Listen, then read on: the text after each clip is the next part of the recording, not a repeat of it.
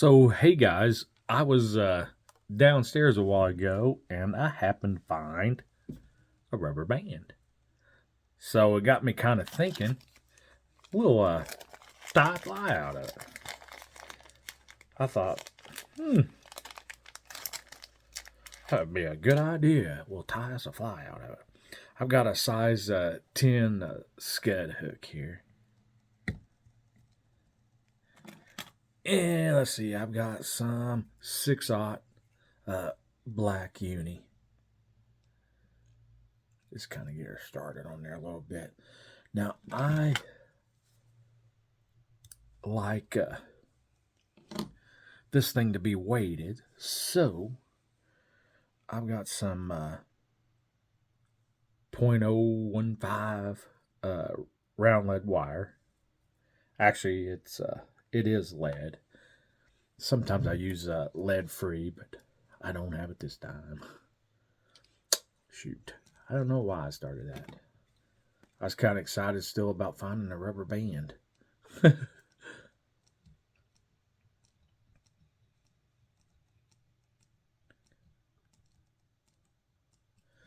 Oh, about 13 wraps.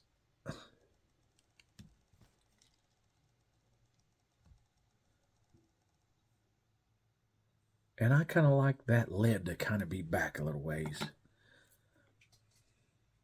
That's why I think that's why I was wrapping a thread on there, because I was thinking I'll be able to wrap that in the front. But I guess it wouldn't have wrapped very good around the old thread in a way.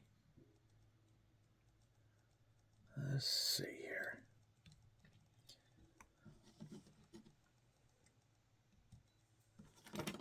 I've got a piece of 2-pound test mono. I've got mine on a spool, but it didn't come on the spool. It's just a big roll that just a big roll that I have, and I'll put it on there. Shoot, I'm not gonna buy mono with the little spool rolls. I'm gonna use this as my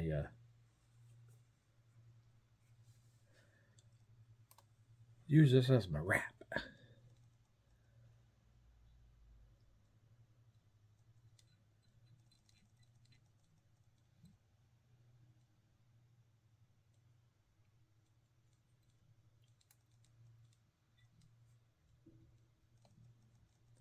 Wrap her down there a little ways.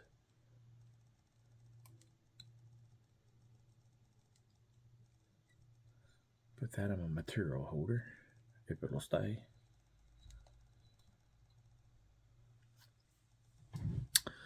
All right, let's get a rubber band here.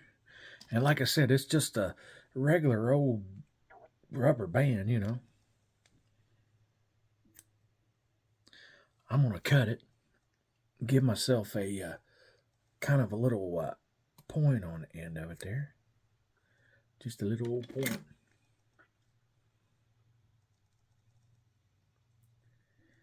And I'm going to tie it in there.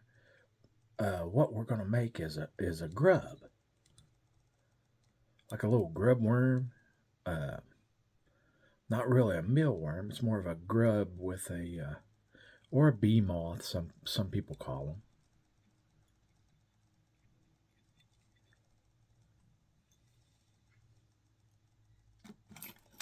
I'm going to give myself a little knot up here so that my thread don't fall off.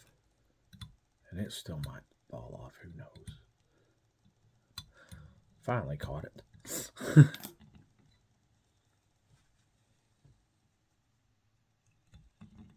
Get her started there, give her a little twist. And a lot of times, whenever you do a brown rubber band like this, they will lighten up, and it won't turn white, but it will lighten up. Make sure that you get that baby tied in there good, because it'll spring off there like nobody's business. I'm pulling so hard I've almost pulled my, almost bent my hook up. Trying to keep it on there. Take your finger and push that bobbin out of the way. I mean, you've already got it tied, so it, it might unroll a little bit, but it won't go anywhere. But keep that thread out of your way so you don't cut your thread. Right there is a real good time to cut your thread. So just make sure that you take your finger and just kind of move it over to the side. We'll get it wrapped up there a little bit. And we're going to rib this thing with this mono. And the reason that you rib it with the mono is it makes it look rounder. See, it's kind of got the humps. Well, I mean, it'll be totally different when we get it ribbed with that. I mean, it almost gives it a like a live look, like it's a really pretty cool. It's a pretty good rounded body. If I can get it up there. There we go. And just follow through with every rib. See, I mean, it's giving it segment, like it actually really rounds it out. I think that's pretty neat. Take her up to the front. Give her a couple wraps. And like I said, we've already got lead underneath this thing, so it'll sink. And, man, you throw that up in a bluegill bed, they'll wear you out. I mean, that's just pure and simple. It will wear you out.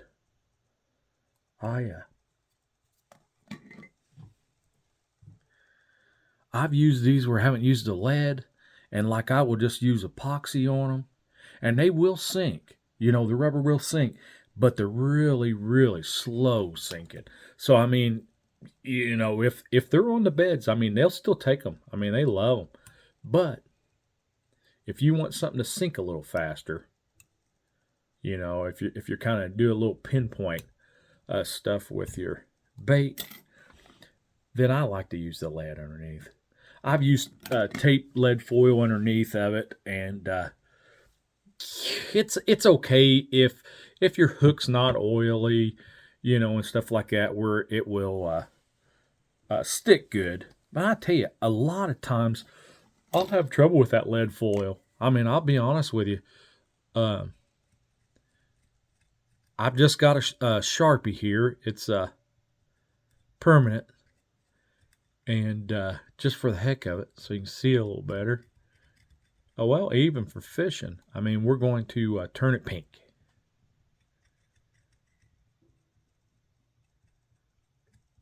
I mean, if you can find latex, pink latex or any color latex, man, that stuff works the bomb. But I didn't have any. I mean, all I've got's the rubber band that I found downstairs, and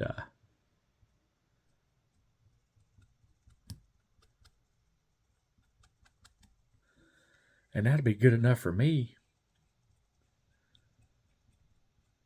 They'll wear the hide right off this thing.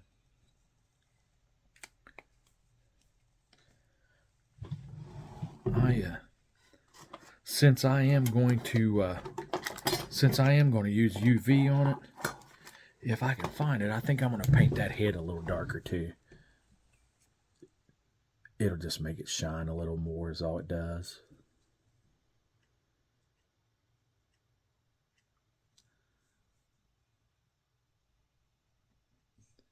Kind of paint, I used a bronze hook on that.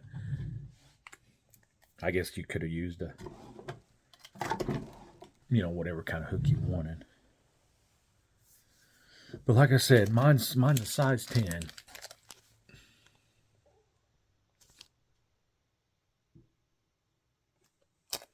Curved hook.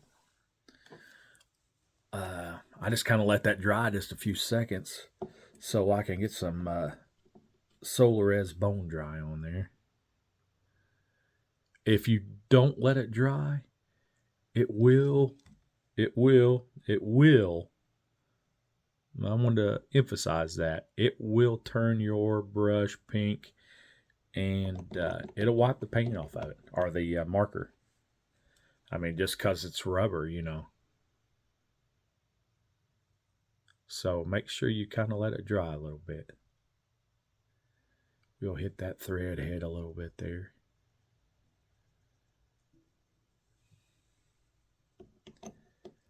That dadgum light.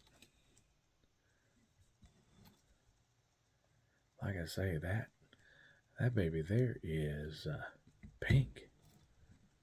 Pink, pink, pink. You can really see it there now.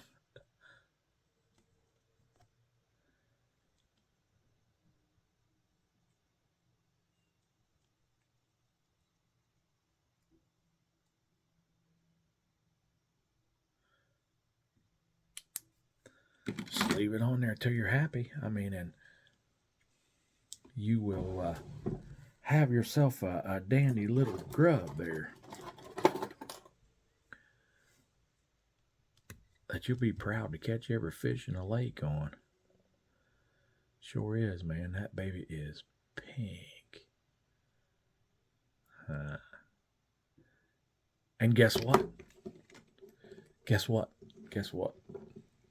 When I tied that kind of fly, I didn't even need my glasses. So that's great. Like I said, man, that's a beast. She looks juicy, doesn't he? Hey, man, thanks for watching. See you guys.